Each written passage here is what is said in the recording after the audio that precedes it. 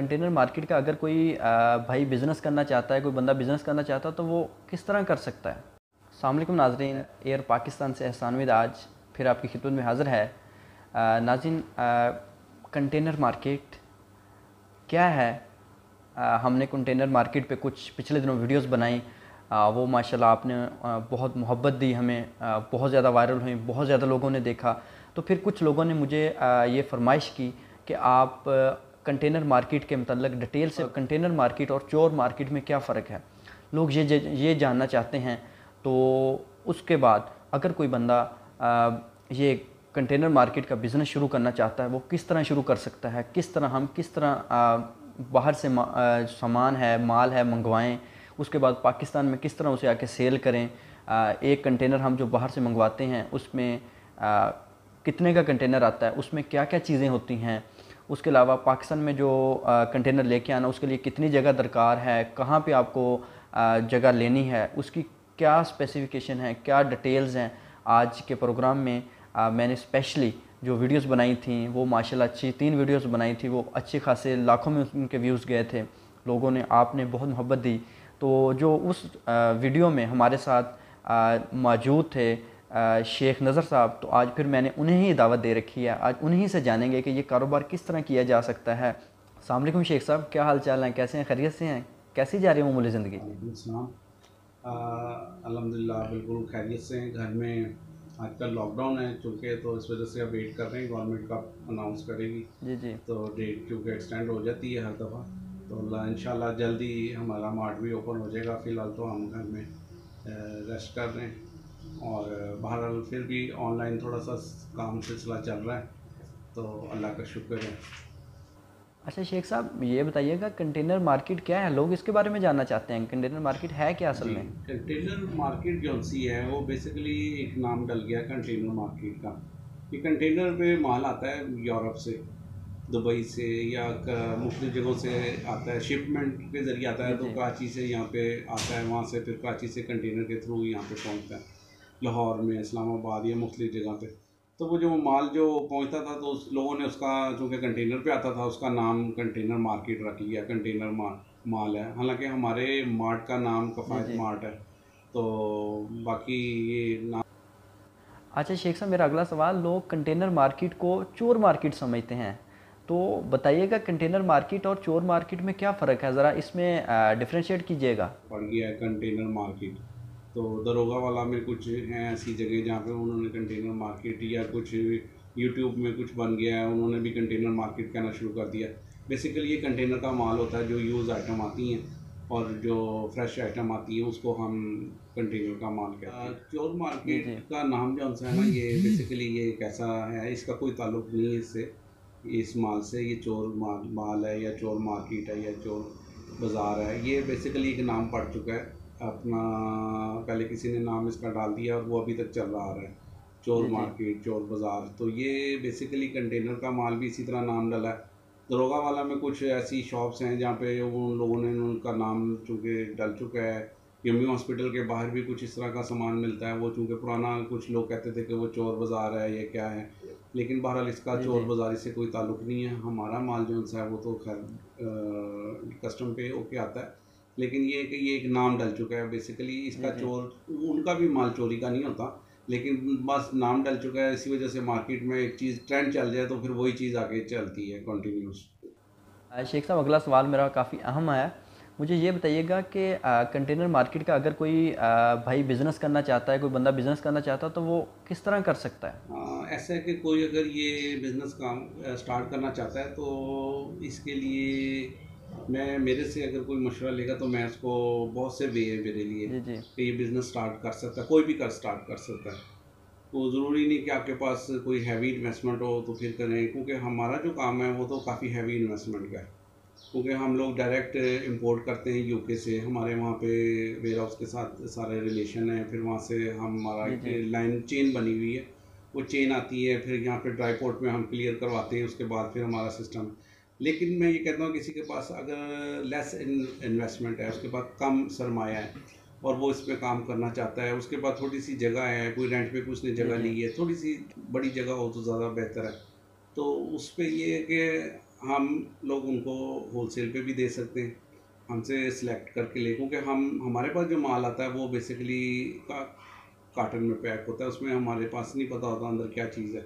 लेकिन अगर जी एक जी छोटा शॉपकीपर है, कोई काम स्टार्ट करना चाहता है, तो हमसे सिलेक्टिव माल ले सकता है, हम उसको सिलेक्टिव माल भी देंगे। सारी बात है कि जो माल सेलेक्ट करके लेंगे उसके थोड़ा सा रेट का तो फ़र्क होगा, लेकिन ये कि उसकी क्वालिटी और उसको एक अपने कस्टमर के साथ उसका रिलेशन बहुत अच्छा बन जाएगा कि इसके जी पास जी सिलेक्टिव माल होता है, तो उसकी इन्वेस्टमेंट भी कम होगी। तो लिहाजा मैं ये अगर कहना चाहता हूँ कि अगर कोई भी काम करना चाहता है इसको, तो वो कम इन्वेस्टमेंट से भी ये हो सकता है स्टार्ट। ये सिलेक्टिव माल जो सा होता है ना, इसमें एक दो तरह की आपको ऑप्शन भी मिल जाती है कि आपने अगर इलेक्ट्रॉनिक का सामान उठाना है, जी आप जी इलेक्ट्रॉनिक का खाली उठा लें, आपने क्रॉकरी का लेना है, आपने कोई हाउस होल्ड की कोई ऐसी आइटम लेनी है, कोई भी चीज़ लेनी है, आपको ये बच्चों के टॉयज़ लेने हैं, आपको वो चीज़ें आपको मिल जाएंगी। वो उसमें ये होता है कि आपको सिलेक्शन भी जी आसानी हो जी जाती है, आपका एक आइटम भी बन जाती है। दूसरा ये कि अगर आप ये चीज़ें हमसे लेना चाहें, हम भी दे सकते हैं आपको, मुख्तलिफ मार्केट्स हैं वहाँ से भी मिल जाएगी, कराची से भी ये चीज़ें मिल सकती हैं।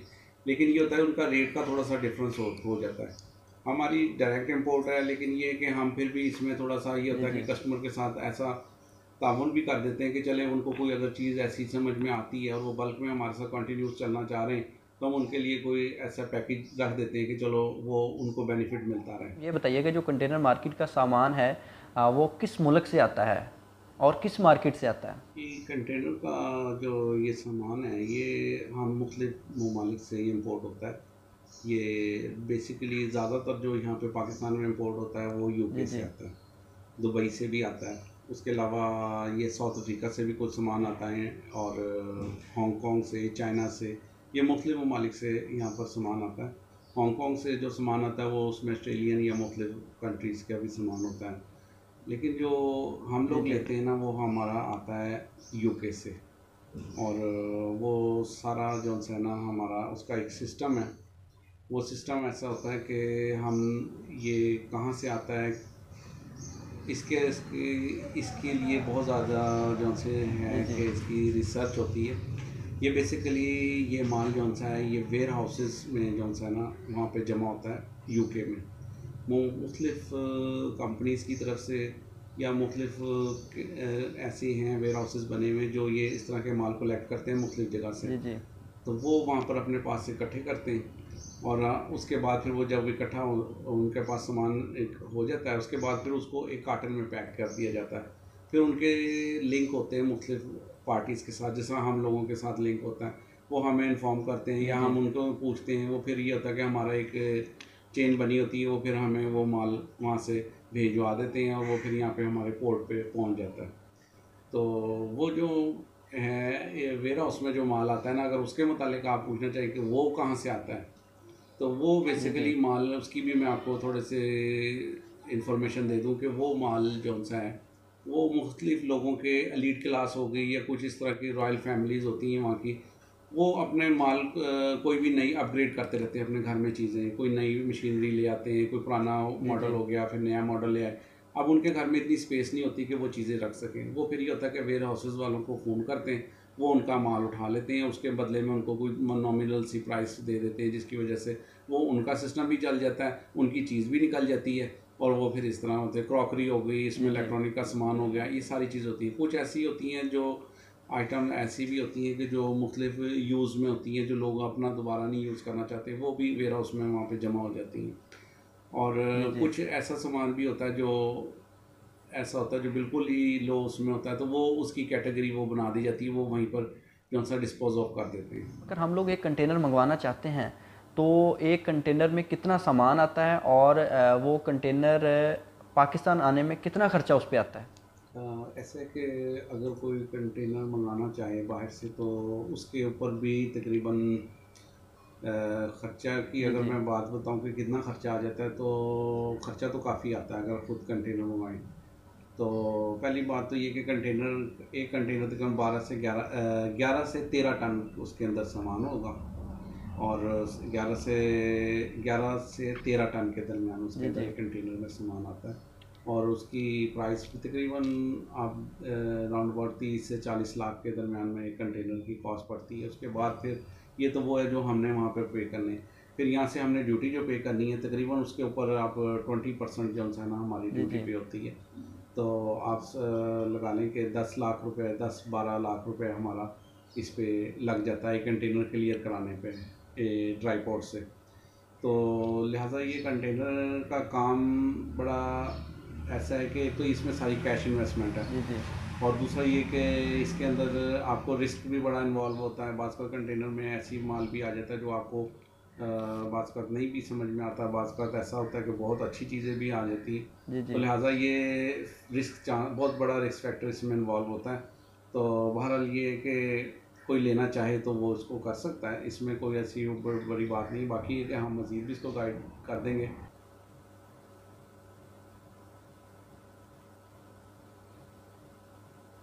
जी जी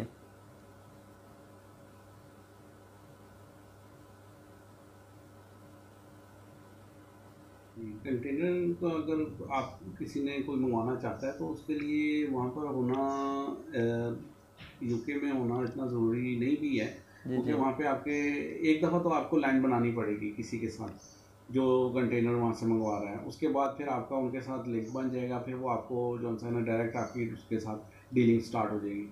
तो फर्स्ट टाइम ये कह सकते हैं कि हाँ एक दफ़ा अगर हो वहाँ पे तो वो बहुत ही बेहतर है कि वहाँ पे अगर हमारा एक बंदा यूके में बैठा हो और वो हमें सारा गाइड करे कि ये सारी इंस्पेक्शन करे कि ये वाकई वेयर हाउस में माल ऐसा है कि हमने भिजवाने के काबिल है कि नहीं है, तो फिर ठीक है। नहीं तो बाज़ का ऐसा भी होता है कि वो हल्की चीज़ भी आ जाती है। तो लिहाजा वहाँ पर एक मैं ये कहूँगा कि वहाँ पे हमारा एक बंदा होना ज़रा हो जाए तो ज़्यादा वेल एंड गुड है। अच्छा शेख साहब, कुछ हमारे व्यूवर्स देखने वाले लोगों की ये एक मेंटेलिटी है, वो ये सोचते हैं कि जो भी सामान है वो बाहर गोरे जो यूरोपियन है वो सड़कों पर फेंक देते हैं, उसके बाद ये हमारे लोग वहाँ से उठा के ला के यहाँ पे वो सेल करते हैं। क्या ये रियलिटी है, ये सच है, इसी तरह है? नहीं, ऐसा कोई मसला नहीं है, वो सड़कों पर नहीं फेंक देते लोग, सड़कों पे अपने घर के बाहर। हाँ ये ज़रूर है कि घर के बाहर लोग सामान अपना रख देते हैं, वो भी ऐसा होता है कि वो जो बिल्कुल ही वेस्ट आइटम होती है जो डिस्पोज ऑफ होने वाली होती है।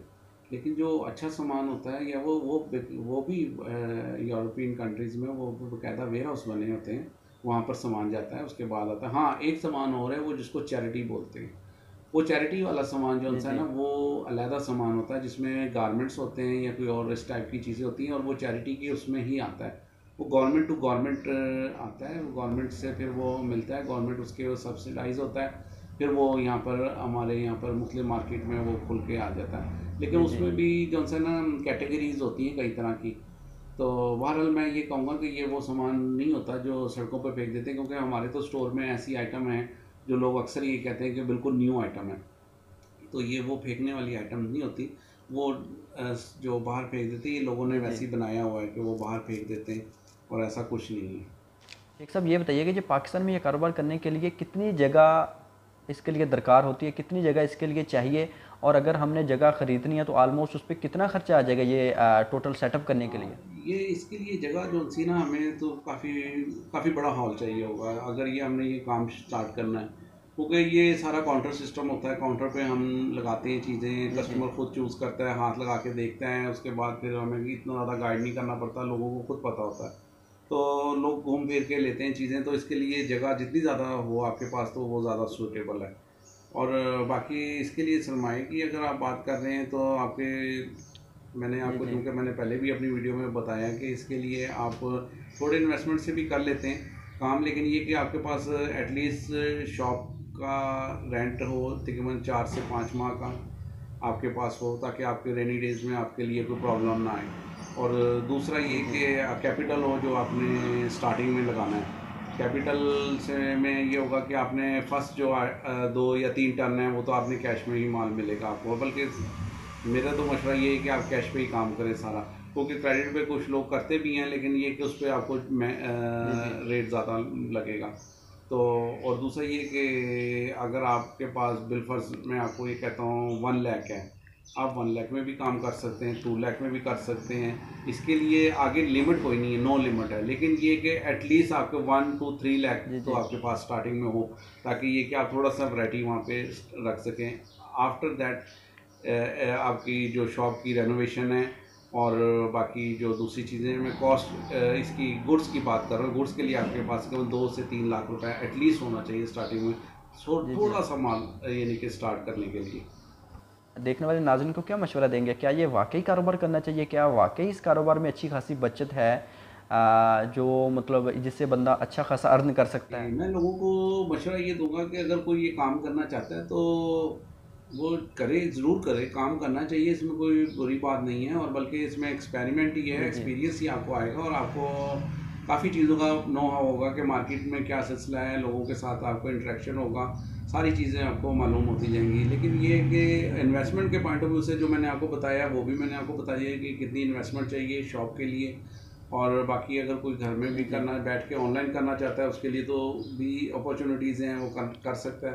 तो मैं ये मशवरा दूंगा कि ये कोई भी है, ये इसको ज़रूर अवेल करे और ये घर में बैठ के शॉप में बना के या किसी तरीके से भी ये ज़रूर काम करे, क्योंकि इस चीज़ की एक खसूसियत है जो आम जी जी। लोगों आम मार्केट में जो चीज़ें मिलती हैं उससे डिफरेंस है कि ये आपकी जो आइटम है ना, ये मार्केट में अवेलेबल नहीं होगी, ये यूनिक आइटम होगी जो अगर आपके पास है तो मार्केट में कहीं अवेलेबल नहीं होगी। आप इसको अपनी मर्ज़ी का रेट भी लगा सकते हैं, लेकिन ये है कि अगर आप कस्टमर को चाम देंगे तो आपकी सेल जी बढ़ेगी। जी। और मेरा मशवरा ये है कि कस्टमर को चाम दें, कम रेट रखें, कस्टमर फिर आपके पास अगेन दोबारा आए और फिर वो आपके साथ सिलसिला उनका चलता रहे और आप आपके साथ उनका सिलसिला रहे। तो मैं ये कहूँगा ये कारोबार करने के लिए बहुत अच्छी अपॉर्चुनिटी है और जो लोग इसको देख रहे हैं मैं ये कहूँगा कि वो लाजमी इसके अंदर इन टच हों, एज ए जी पार्ट जी। टाइम या फुल टाइम। चलिए, आखिर में अपना फ़ोन नंबर दे दीजिएगा शेख साहब, कोई बात ऐसी जो हम लोग नहीं जान पूछ सके, या कोई ऐसी बात जो हम लोग नहीं बता सके, तो वो भी हमारे जो नाजरीन हैं वो आपसे जान सकें, पूछ सकें। सबसे एंड में मैं अपने मुतालिक थोड़ा सा मैं कफ़ायत मार्ट के मुतालिक बताऊँगा कि हम लोग हमारा कफ़ायत मार्ट ये एमयू कॉलेज के जी जी। करीब नज़दीक ही है, उस चौक के ऊपर है, एमयू कॉलेज के चौक के ऊपर, और लाहौर में है। और मैं अपना मोबाइल नंबर अपना बता देता हूँ, 0305438470 जी जी। 0305438470 इसी नंबर पर हमारा जी जी। व्हाट्सएप भी है और हमने कस्टमर्स का ग्रुप भी एक मेंटेन रखा हुआ है। अगर कोई इस ग्रुप में ऐड होना चाहे हम उसको भी ऐड कर लेते हैं। मैं एक अहम पैगाम भी देना चाहता हूँ अपने व्यूवर्स के लिए और अपने कस्टमर के लिए, और ये एक बहुत अच्छा प्लेटफॉर्म है एयर पाकिस्तान वालों का, कि जिन्होंने जी जी। हमारे बहुत अच्छी कवरेज की, हमारा बिजनेस भी बूस्ट हुआ। I very thankful to him कि इन्होंने बहुत अच्छी हमारी कवरेज की। तो शेख साहब, बहुत शुक्रिया टाइम देने के लिए एयर पाकिस्तान को। तो जी नाज़रीन, आपने देखा कि शेख नज़र साहब आज फिर मेरे साथ मौजूद थे। उनसे हमने जाना, हमने देखा कि किस तरह हम लोग कंटेनर बाहर से लेके आ सकते हैं, किस तरह हम ये कारोबार कर सकते हैं। तो इसी के साथ मोहम्मद एहसान मीद को दीजिए इजाज़त, इंशाल्लाह किसी फिर स्टोरी के साथ हाज़िर होंगे।